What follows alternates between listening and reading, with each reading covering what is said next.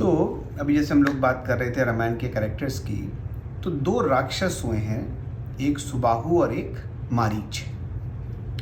तो ये एपिसोड चलता है कि जब वो विश्वामित्र दशरथ के पास जाते हैं और कहते हैं कि मेरे जो राक्षस हैं मेरे यज्ञ में बड़ा विघ्न बाधा डालते हैं, तो राम और लक्ष्मण को आप भेज दीजिए ज़रा हेल्प करने के लिए। तो फिर राम और लक्ष्मण उनके साथ जाते हैं, तो एक ताड़का मिलती है, फिर सुबाहु और फिर मारीच।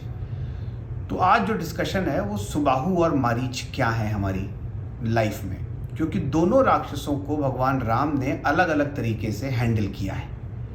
एक को मारा है और एक को अवॉइड किया है। तो उसको समझने के लिए ऐसे समझें कि हमारी लाइफ में 24 घंटे में हमें कुछ नेगेटिव एक्सपीरियंसेस होते हैं, हमें कुछ चीज़ें ऐसी घटती हैं हमारे साथ डे टू डे बेसिस पे कि जिससे हमको दुख मिलता है या डिससेटिस्फैक्शन मिलता है या एक एक्सपीरियंस ऐसा होता है जो हमको अच्छा नहीं लगता है। डे टू डे लाइफ पर घटनाएं घटती रहती हैं हमारे साथ ही। जैसे मान लीजिए हम लोग जॉब करते हैं, अब प्रमोशन का टाइम आ रहा है, हमें नहीं मिला, इंक्रीमेंट नहीं मिला, तो एक डिससेटिस्फैक्शन हुआ। बच्चा है, पढ़ रहा है, ग्रेड्स अच्छी नहीं आ रही हैं, तो डे टू डे बेसिस पर ये हमें कुछ एक्सपीरियंसेस होते हैं that we do not want to have. तो दुख जो है उसके साथ यही एक खास बात है कि चाहता कोई नहीं है लेकिन बना रहता है, और ऐसा बनता है कि आता है तो फिर जाने का नाम नहीं लेता। और सुख चाहते सब लोग हैं लेकिन आता नहीं है, और अगर आता भी है तो बहुत थोड़ी देर के लिए हैप्पीनेस रहती है और फिर वो शिफ्ट हो जाती है। तो जब कभी भी आप जो एक सेन माइंड है, एक मैच्योर माइंड है, तो वो इस बात को फिगर आउट करने की कोशिश करता है कि मेरे को डिज़ायर्ड रिजल्ट क्यों नहीं मिला है, उसके पीछे क्या कारण है। बच्चा अगर नहीं अच्छे ग्रेड्स ला पा रहा है तो पेरेंट्स और टीचर्स क्या करते हैं, फिगर आउट करने की कोशिश करते हैं कि भाई बच्चे के पास टाइम नहीं है, या बच्चा एग्जॉस्टेड है, या उसको सब्जेक्ट समझ में नहीं आ रहा है, या उसका ये इंटरेस्ट ही नहीं है। तो what we are trying to do, we are trying to understand the real reason for that negative experience, और फिर हम उस रीज़न के ऊपर काम करते हैं। अगर हमें ऑफिस में प्रमोशन नहीं मिले, इंक्रीमेंट नहीं मिले, तो एक आदमी तो जो है वो अरे यार ये कंपनी ऐसी है, छोड़ो इसको। लेकिन जो आदमी मैच्योर होगा वो क्या करेगा, वो रियल रीज़न ढूंढने की कोशिश करेगा। मेरे KPIs नहीं मीट हो रहे हैं, क्या मेरे स्किल में कुछ कमी है, क्या मेरे कम्युनिकेशन में कुछ कमी है, क्या मैं वर्क को प्रायोरिटाइज नहीं कर पा रहा हूं, and then we will start working on those real reasons. तो ये हमारी लाइफ में चलता है, और जहां जहां हम सही कारणों पे काम करते रहते हैं वहां वहां हमारा एक्सपीरियंस जो है वो धीरे धीरे करके निगेटिव से पॉजिटिव की तरफ होता रहता है। अब कुछ एक्सपीरियंस ऐसे होते हैं जिनका हमें सही कारण नहीं पता है। तो कुछ लाइफ के नेगेटिव एक्सपीरियंस ऐसे होते हैं जिनका हमें सही कारण नहीं पता है। जब हमें सही कारण ही नहीं पता है तो we do not know how to fix दोस। ये अमूमन ऐसे एक्सपीरियंस होते हैं जो हमारे मन और बुद्धि के ऊपर होते हैं, मेंटल एंड इंटेलेक्चुअल। किसी ने कुछ अपशब्द कह दिया, एकदम हम तिलमिला गए, गुस्सा हो गए। किसी ने हमको पूछा नहीं, एकदम से जो है वो आग लग गई। 4 लोग हमारे घर में आए पार्टी में, जब उनके घर में पार्टी हुई तो हमको नहीं बुलाया, एकदम से जो है वो एक एजिटेशन हो गया। तो ये एक्सपीरियंस हमें नहीं चाहिए लेकिन हमको मिलता फिर भी है, और हम क्या मानते हैं इस एक्सपीरियंस का कारण, सामने वाला व्यक्ति, कि उसने गाली दी इसलिए बुरा लगा, उसने अपने घर हमको दावत पे नहीं बुलाया इसलिए हमको बुरा लगा, उसने हमें कुछ टॉन्ट मार दिया हमको बुरा लगा, उसने 4 लोग के बीच में हमें कुछ सरकास्टिक बोल दिया तो हमको बुरा लगा। तो हम कारण क्या मान रहे हैं, सामने वाले व्यक्ति को, जबकि कारण वो व्यक्ति नहीं है, क्योंकि वही व्यक्ति वही गाली किसी और को देगा तो हमें कोई फर्क नहीं पड़ेगा। जब व्हाट्सएप पर इनवाइट आता है तो सबसे पहले हम नहीं देखते कि हमको इनवाइट किया, देखते कि और कौन कौन है इस ग्रुप के अंदर। तो अगर जिसको इनवाइट नहीं किया है तो हमें कोई फर्क नहीं पड़ता, हमें करना चाहिए बस केवल। तो कारण हमारे इस दुख का, जो हमें अपमान लगता है, जो एक ईगो है हमारे अंदर, तो रियल कारण क्या है, ईगो है। हम मान के चल रहे हैं कि कारण क्या है, सामने वाला है। तो हम रियल कारण के ऊपर काम नहीं कर रहे हैं, हम गलत कारण के ऊपर फोकस करके बैठे कि या तो आदमी गलत है, या समय गलत है हमारा, और या परिस्थितियां गलत है हमारी। और जब जब हम गलत कारणों के ऊपर फोकस करेंगे तब तक हमारा दुख जो है वो जाएगा नहीं। या तो हमको, जैसे पहले के एग्जांपल्स दिए, हमको पता है कि सही कारण क्या है, बच्चा क्यों ग्रेड नहीं लेकर के आ पा रहा, तो हमने कारण आइडेंटिफाई किए और उन रीजंस के ऊपर हमने काम किया, आपका एक्सपीरियंस जो है वो चेंज होना शुरू हो गया। लेकिन मन और बुद्धि के लेवल पर जो हमको ये एक्सपीरियंसेस होते हैं, ईगो हर्ट होना, जेलसीज, हेट्रेड्स, कंडमनेशंस, एंगर, इसका कारण हम नहीं समझ पाते एक्चुअल क्या है। हम ये कभी समझ ही नहीं पाते कि इनका कारण अपना खुद का ईगो है, खुद का अटैचमेंट है, खुद की एक्सपेक्टेशंस हैं। हम ये मानते रहते हैं कि कारण जो है वो बाहर है। तो जो मारीच है वो है ये दुख। ये दुख कब तक नहीं मरेगा? जब तक आप सही कारण को नहीं मारोगे। सुबाहु है असली कारण।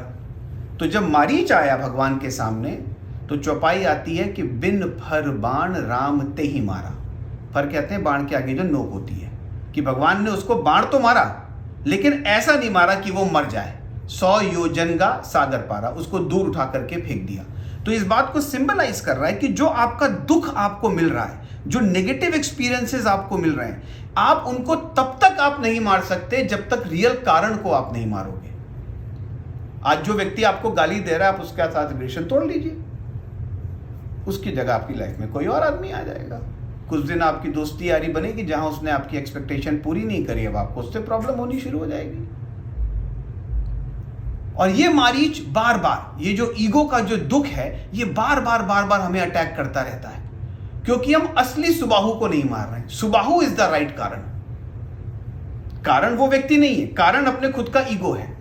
हम वहां पर काम नहीं करना चाह रहे हैं, हम उसको फिक्स करना चाह रहे हैं जो हमारे बस की बात नहीं है। आप सामने वाले को कभी फिक्स नहीं कर सकते हो आप, हम अपने आप को फिक्स कर सकते हैं। और चाहे ये दोस्ती यारी की बात हो, चाहे पति पत्नी की हो, चाहे सास ससुर की हो, चाहे ना, कोई भी आप रिलेशन देख लें, जहां पर भी हमको हर्ट होगा, अगर वो हमारा जो उसका ओरिजिनल कारण है वो हमारा खुद का ईगो है, हमारा अटैचमेंट है, हमारी एक्सपेक्टेशंस हैं, हमारी डिजायर्स हैं, उस असली कारण को हम नहीं मार पा रहे हैं। तो मारीच बार बार जो है वो अटैक कर रहा है। अब जब सुबाहु आया सामने तो भगवान ने उसको एक बाण में निपटा दिया कि जो रियल कारण है, अब जब तक आप उसको नहीं मारोगे, अब जब मारीच आया दोबारा हिरण बन करके, अब भगवान ने उसको जो है वो खत्म कर दिया कि बस अब आपके पास दुख का कोई कारण नहीं है, क्योंकि आपने ओरिजिनल कारण तो हैंडल कर लिया ना आपने। तो ये मारीच और सुबाहु दो ऐसे कैरेक्टर्स हैं जो हमको इस बात का आइडिया देते हैं कि हमारी लाइफ में जब कभी भी हमको ये बुरा लगने वाली जो फीलिंग होती है ना, अरे यार मैंने उनको अपने घर खाने पे बुलाया, उन्होंने नहीं बुलाया, अरे मत बुलाएं यार। आपके घर पार्टी हुआ, फिर उनको बुला लो। भगवान को धन्यवाद दो कि भगवान आपने इतना दिया है कि मैं भी भूखा ना रहूं और साधु भी भूखा ना जाए। अगर हमने अपनी उस फीलिंग को इन सारी पॉजिटिव फीलिंग से रिप्लेस नहीं किया और अपने ईगो के ऊपर अगर हमने काम नहीं किया, तो हमारी पूरी लाइफ, ये जो दुख है, ये कॉन्स्टेंटली, ये मारीच हमें कॉन्स्टेंटली जो है वो परेशान करता रहेगा। और हम हर बार कोशिश क्या करेंगे कि हम सामने वाले को फिक्स कर लें। उसने ऐसा कह दिया, उसको ऐसा नहीं करना चाहिए, उसने जो कहा वो हमारे कंट्रोल में थोड़ी ना है। हमारे कंट्रोल में क्या है? अपना ईगो आप कंट्रोल करें, अपनी एक्सपेक्टेशंस को आप कम करें। तो मारीच और सुबाहु इस बात को जो है वो रिप्रेजेंट करते हैं कि कैसे अपनी लाइफ को हम ऐसे लेवल पे लेकर के आए जहां हमारी एक्सपेक्टेशंस सामने वाले से धीरे धीरे, और अगर नहीं कर सकते तो आप मत करिए, आपको ये मारीच जो है ये बार बार आपको जो है ये सताता रहेगा।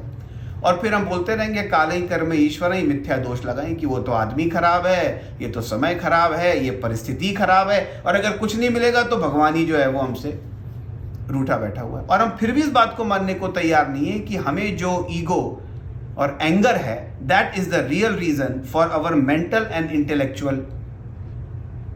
और ये एक एक बॉडी के एक सेल में फ्लो करती है फीलिंग। ये जैसे मैंने पहले ही बताया कि अगर मान लीजिए हमको अभी प्रमोशन मिल जाए, 20% इंक्रीमेंट मिल जाए, तो माइंड को और इंटेलेक्ट को पता है कि उसकी वैल्यू क्या है। भाई एक एक सेल को तो नहीं पता ना, लेकिन जो रोमांच है वो पूरी बॉडी में आता है। अगर कोई सेटबैक लगे, कोई लॉस हो, तो पूरी बॉडी जो है वो आपकी हिल जाती है उस फैक्ट से। एक सेल जो कहते हैं ना कि वो गूज बम्प, बाल को तो नहीं पता है ना कि क्या होना है, वो तो कुछ सिग्नल्स चले और पूरी बॉडी में ट्रैवल किया उस एनर्जी ने। तो हम लोग अगर ये मान के चलते हैं कि ये जेलेसी और ये हेट्रेड और ये कंडमनेशन अगर केवल यहां तक लिमिटेड है, तो यहां तक वो लिमिटेड नहीं है, वो पूरी बॉडी में वो चीज ट्रैवल कर रही है। आप खाते रहे ब्लड प्रेशर की दवाइयां, अगर कोई अच्छा डॉक्टर हो तो वो आपको ब्लड प्रेशर की दवाई तो दे देगा, लेकिन वो आपको बोलेगा देखिए अगर ये दवाई काम करना बंद कर देती है और आप वापस मेरे पास आते हो तो मेरे पास केवल 2 चॉइस हैं, या तो मैं इस दवाई की डोज बढ़ा दूंगा और या मैं इस दवाई को किसी और दवाई से रिप्लेस कर दूंगा।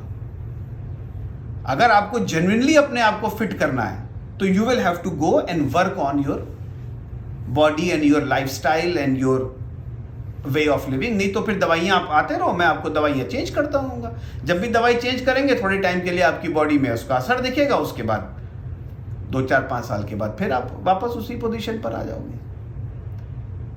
तो इट इज वेरी इंपॉर्टेंट कि जब कभी भी ऐसी फीलिंग लगे, किसी के कुछ कहने पे बुरा लगे, किसी की कोई बात चुभे, तो सबसे पहले तो अपने आप को, अपने ईगो को थोड़ा सा आप कम करें, अपनी एक्सपेक्टेशन को उसके हिसाब से आप एडजस्ट कर लें। सामने वाला, you can not expect a fish to climb a tree, ये आपकी अपनी गलती है। अगर आप सामने वाले अपनी मानसिकता से सामने वाले को आप जब भी जज करोगे, आपका जजमेंट पुअर होने जा रहा है।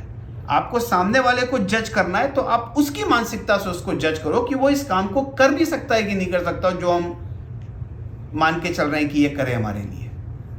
And then we will see कि धीरे धीरे करके, इसीलिए मेडिटेशन की साधना बताई गई है जिससे ईगो हमारा कम होता है, और सेल्फलेस सर्विस की साधना बताई गई है जिससे हमारा अटैचमेंट कम होता है। ईगो और अटैचमेंट, ये 2 चीजें धीरे धीरे धीरे धीरे करके कम होंगी। अब चाहे आपके सामने कोई आपको गाली दे या कोई आपको बुरा भला कहे, आपको अंदर से फर्क नहीं पड़ेगा। मैं ये नहीं कह रहा कि ऊपर से आपको सेल्फ रिस्पेक्ट के लिए एक्ट नहीं करना है। पूरी महाभारत हो गई, भगवान ने शुरू में जब अर्जुन को बोला तो बोला कि आप अपना काम करो, आपका काम है अपनी सेल्फ रिस्पेक्ट को डिफेंड करना। भाई महाभारत का अगर आप बेसिक कोड देखो तो क्या है, सेल्फ रिस्पेक्ट को तो डिफेंड कर रहे हैं पांचों भाई, उनके साथ जो भी बुरी डिसीजंस हुए हैं उनके साथ अपने सेल्फ रिस्पेक्ट को वो डिफेंड करने की कोशिश कर रहे हैं। और भगवान कह रहे हैं कि तुम ऊपर से तीर चलाओ लेकिन अंदर से तुम उस व्यक्ति के लिए प्रार्थना करो। ये गीता है। हम लोग क्या करते हैं, मेडिटेशन शुरू करने से पहले उस व्यक्ति को याद करते हैं जैसे हमारी महाभारत होनी है आज या हो चुकी है आज, और अंदर ही अंदर बोलते हैं कि भगवान इस व्यक्ति को क्षमा करो और मेरे को क्षमा करो कि मैं इसके लिए बुरा सोच रहा हूं। लेकिन अगर आपको ड्यूटीज करनी है, अगर आपको एक फाइट करनी है अपने सेल्फ रिस्पेक्ट के लिए, अपने राइट के लिए, तो आप ऊपर से डेफिनेटली करिए, लेकिन अंदर ही अंदर उस चीज से डिटैच होने की जो प्रैक्टिस है, अगर इसको हमने नहीं किया तो आप अंदर और बाहर दोनों लेवल पर आप उस फाइट के जो है वो पार्ट बन जाएंगे। तो ये बहुत इंपॉर्टेंट कॉन्सेप्ट है कि पहले तो उस दुख का सही कारण समझें। दुख क्या है?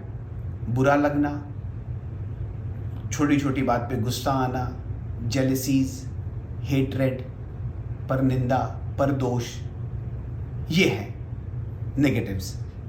इसका असली कारण क्या है? अपने अंदर का ईगो, अपने अंदर की अटैचमेंट और सामने वाले से एक्सपेक्टेशन।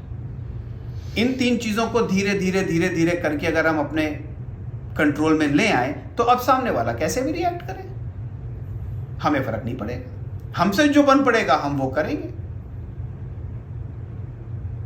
तो Marich is a bad experience that will keep on coming and hampering us. Subahu is the right reason for that. Unless until we will not handle Subahu, this Marich will keep on coming. और अगर नहीं समझ में आता है तो फिर ऐसे व्यक्ति के पास जाते हैं। एक बहुत ही ट्रिवियल सा एग्जांपल देता हूं। मान लीजिए रोटी गोल बनानी है, अब रोटी गोल नहीं बन रही है तो अब क्या करोगे? जिसकी रोटी गोल बनती है उसके पास जाओगे, वो आपको क्या बताएगा? भाई आटे की कुछ कंसिस्टेंसी होती है, कुछ पेड़ा होना चाहिए, फिर आपका चकला बेलन जरा स्मूथ होना चाहिए। फिर आप जब उसको बेलो तो फोर्स ऐसा लगाओ कि चारों तरफ फोर्स इवनली स्प्रेड करे। बस आपने कारण समझ लिया, आपकी रोटी गोल क्यों नहीं बन रही है। आपने उसको धीरे धीरे धीरे धीरे धीरे धीरे करके प्रैक्टिस करी। छोटे छोटे एग्जाम्पल्स हमारी लाइफ में हैं जहां हम देखते हैं कि अगर हम प्रैक्टिस करते रहेंगे तो हम अपने एक्सपीरियंस को चेंज करते रहते हैं, बदल सकते हैं अपने एक्सपीरियंस को। लेकिन अपने खुद के ईगो पे क्वेश्चन करना is very hard to practise. आप अपनी किसी भी कमी को मान लोगे, आप ये मान लोगे कि बीइंग अ हाउस मेकर आपको खाना अच्छा नहीं बनाना आता, आप मान लोगे इस चीज को। बीइंग अ प्रोफेशनल आप मान लोगे कि आपके अंदर बड़ी सारी प्रोफेशनल क्वालिटीज नहीं है। हम बहुत सारी अपनी गलतियां मान लेते हैं जो आउटर लेवल की होती हैं, लेकिन जहां बात आती है अपने ईगो की, हम वहां मानने को तैयार नहीं हो पाते हैं कि हमारा ईगो जो है वो बीच में आ रहा है। हम अपनी गलती, अपने ईगो को नहीं जो है वो देख पाते हैं उस टाइम पे। बाकी हम बहुत सारी अपनी गलतियां मानते हैं कि हाँ जी, मान लिया कि भाई मेरे को नहीं आती रोटी गोल बनानी, मैं सीख लूंगी, सीख लूंगा। तो छोटे छोटे मैटर्स में हम एक्सेप्ट कर लेते हैं, लेकिन जो बड़ा मैटर है which is actually the driving force, ego, attachment, वहां पर अपनी गलती को मानना जरा जो है वो थोड़ा मुश्किल हो जाता है। और वहीं पर ही जो है वो सारा मारीच और सुबाहु का गेम है कि अगर वहां हम किसी तरीके से एक्सेप्ट कर लें कि हाँ यार, हमारा ईगो जो है वो इस टाइम पे, जब झगड़ा होता है आपस में, अगर उस वक्त रिकॉर्डिंग कर लें उस झगड़े की और 2-4 घंटे के बाद अगर उस रिकॉर्डिंग को दोबारा सुनना चाहे तो यकीन नहीं आएगा कि हम गुस्से में क्या क्या बोल जाते हैं। तो ये मैंने कहा शेयर करते हैं आपके साथ कि जब कभी भी ऐसी जगह पर आप, और ये होता रहता है, मतलब 24 घंटे में काफ़ी सारे एक्सपीरियंसेस ऐसे होते हैं जब बातें बुरी लगती हैं, दूसरों के एक्शंस बड़े बुरे लगते हैं। किसी ने कुछ ग्रुप में टेक्स्ट कर दिया, now we are trying to read between the lines, उसी में मरे चले जा रहे हैं कि ऐसा क्यों लिख दिया, वैसा क्यों लिख दिया। What is all this? It is just our ego which is not directing towards good experience, it is directing towards negative experience. और वो नेगेटिव एक्सपीरियंस तब तक बना रहेगा जब तक हम इस बात को नहीं मानेंगे कि उसका कारण खुद का ईगो है, उसका कारण सामने वाला है ही नहीं। पूरे टाइम आप रामायण में देख लें, किसी भी राक्षस के कैरेक्टर को आप उठा के देख लें, उनको हमेशा रीजन जो है वो बाहर दिखता है। तो बाहर जाओ, बाहर जो करना है करो। और जितने भी आप साधु सन्यासी देखते हैं वो सब अंदर जा रहे हैं,